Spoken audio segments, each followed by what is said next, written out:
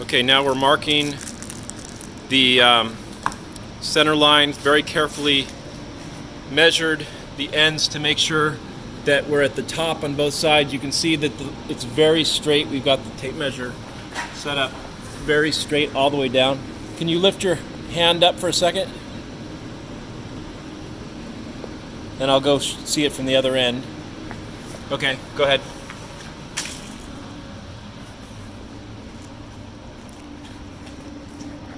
This is how we rested and supported the tape measure so it's not putting any force into the tape.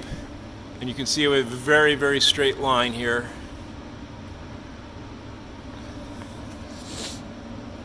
So he's marking that line. That's the line we're going to use to reference the rotation of the ribs, the angle of incidence of the ribs and the spar.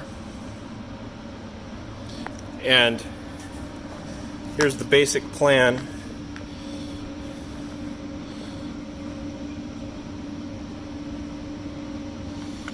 The spar is 6,660 long, but 19 divided by 350, or 650 divided by 350 is 19. So you have an extra 5 millimeters on each end. So we make a mark and call 5 millimeters 0, and then 20 in from the end, which is going to be 15 in our numbering scheme, is the start of the end rib, which is 17 millimeters wide, so it goes to 32.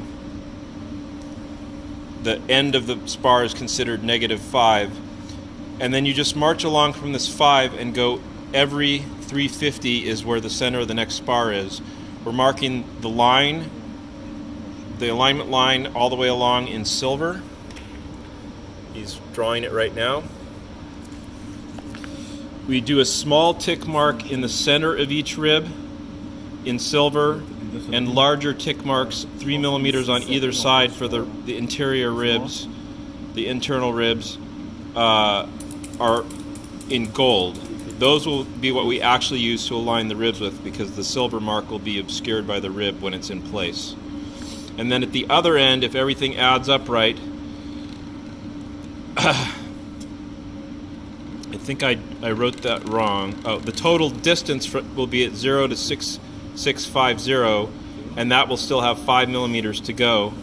Sorry, that'll be the distance from the 0 mark at the other end. The actual length of the spar will be 6,660, and this end will be, on our numbering scheme, 6,655. And then 20 back from the edge should be approximately 6,635 in the numbering scheme. But we're actually going to measure a physical 20 from the other end, and that's where the end rib in that direction will go. And the squiggles are basically skipping over other ribs. Is it working? No, I'm having a slight pen issue. Oh, you might have to clean. If it gets really sloppy, you clean it up. Yeah. Because if it has a bunch of paint around the side, then it prevents it from going. I'll try again. I'll start again. Okay. Sometimes you have to prime it by pressing it down.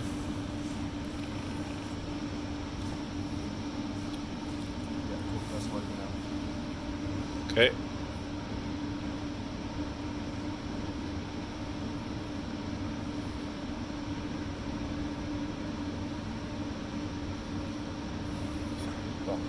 That white mark is the spar manufacturer's mark of where the approximate center of the rib caps were, but we can tell from the end that the rib caps are rotated about 5 degrees from that.